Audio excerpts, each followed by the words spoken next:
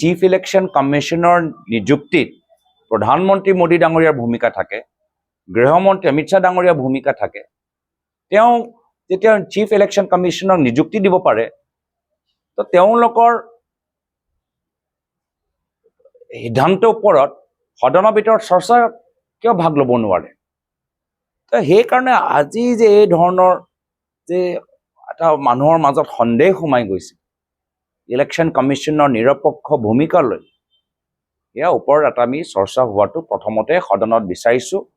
আৰু তেওঁলোকে যেনেকৈ চোৰ ডকাইতে কিবা চুৰ কৰিলে নিজৰ চুৰিটো লুকাবলৈ বিচাৰে, তেনেধৰণৰ কামবোৰ কৰি আছে। কি ডকাইতি তেওঁলোকে যে কৰিলে যোৱা লোকসভাত বিভিন্ন বিধানসভাত বা কৰিবলৈ বিচাৰিছে, সেইটো যে ৰাইজে গম নাপায়, সাধাৰণ সচেতন মানুহবোৰ গম নাপায়, তাৰ কাৰণে গোটেই কথাটো তেওঁলোকে তললৈ পেলাবলৈ বিচাৰে, চৰ্চা হোৱাটো নিবিচাৰে।